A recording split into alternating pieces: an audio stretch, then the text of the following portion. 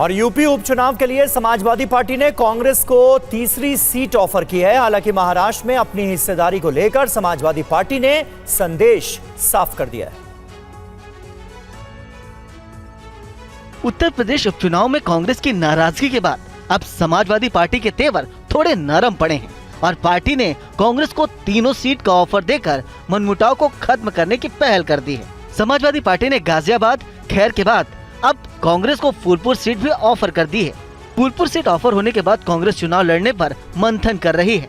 Samajwadi party UP में कांग्रेस को संतुष्ट करने के बाद महाराष्ट्र में तवज्जो चाहती है, क्योंकि समाजवादी पार्टी ने महाराष्ट्र में चुनाव लड़ने का ऐलान किया है और वहां 12 सीटों की मांग कर रही है। महाराष्ट्र में समाजवादी पार्टी की सीटों की मांग और यूपी उपचुनाव में कांग्रेस को दिए गए ऑफर पर कांग्रेस नेता सुरेंद्र राजपूत ने अपनी प्रतिक्रिया दी।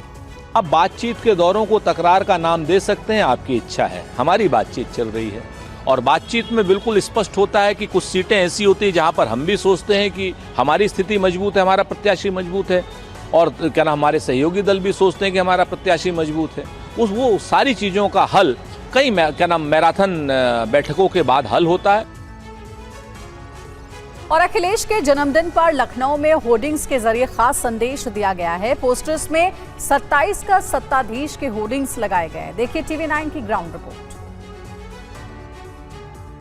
उत्तर प्रदेश में विधानसभा उपचुनाव की तारीखों के ऐलान के साथ ही अब 2027 में होने वाले विधानसभा चुनाव को लेकर भी ताल ठोकनी शुरू कर दिया गया है और इसी संबंध में समाजवादी पार्टी के मुख्यालय के बाहर एक बड़ा सा पोस्टर लगाया गया है जिसमें अखिलेश यादव की फोटो है और इस फोटो में अखिलेश यादव को 2027 का सत्ताधीश बताया गया है और ये फोटो फिलहाल चर्चा में है। सबसे पहले आप देखिए 24 में बरसा जनता का आशीष, दीवारों पर लिखा है कौन होगा 27 का सत्ताधीश। मतलब 2024 के लोकसभा चुनाव में जिस तरह का जनादेश उत्तर प्रदेश में जनता ने दिया है, 35 के आसपास सीटें समाजवादी पार्टी ने जीती हैं, उसके बाद से ये बताया जा रहा है कि अब समाजवादी पार्टी का रास्ता 2027 के विधानसभा चुनाव को लेकर साफ हो गया है। ये पोस्टर जयराम पांडे जो कि मेहदावल विधानसभा से आते हैं और इस बार टिकट मांग रहे हैं, उनकी तरफ से लगाया गया। अखिलेश यादव की तस्वीर देखिए, बड़ी सी तस्वीर है और इस तस्वीर में अखिलेश यादव को 27 का सत्ताधीश, मतलब 2027 के विधानसभा चुनाव में अखिलेश यादव ही अगले मुख्यमंत्री होंगे, इसको लेकर दावा और वादा किया जा रहा है। और वहीं समाजवादी पार्टी के नेता शिवपाल सिंह यादव ने यूपी उपचुनाव को निष्पक्ष कराने की मांग की है, लेकिन लगे हाथ उन्होंने अधिकारियों को चेतावनी भी दे डाली।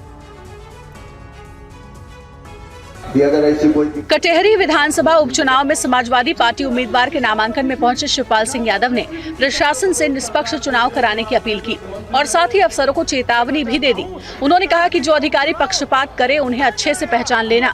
जिला प्रशासन हो चाहे पुलिस प्रशासन हो, कोई भी हो, उनसे कहना चाहेंगे निष्पक्ष और पारदर्शी चुनाव कराने की उनकी जिम्मेदारी है और नहीं अगर कहीं पर भी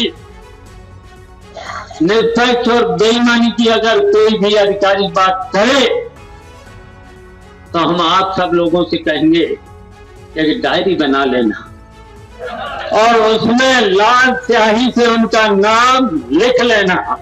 शिवपाल यादव ने प्रशासन पर प्रधानों को धमकाने का आरोप लगाया है और कहा है कि जो अधिकारी निष्पक्ष चुनाव नहीं कराएंगे उनका बाद में हिसाब लिया जाएगा। और निषाद पार्टी ने यूपी उपचुनाव के लिए 2 सीटों की मांग की है। हालांकि संजय निषाद ने कहा कि बीजेपी जो फैसला लेगी वो उन्हें मंजूर होगा। 2 सीटें मांग रहे हैं आप लोग, तो क्या दोनों सीटें ही आपको चाहिए या बीच का कोई रास्ता निकल सकता है? आप एक पे ही मान सकते हैं या फिर बिना कोई सीट लिए ही आप लोग साथ में रह सकते हैं? देखिए, हम तो पहले भी थे, आज भी हैं, कल भी रहेंगे, हरियाणा जैसे जीत भी देंगे।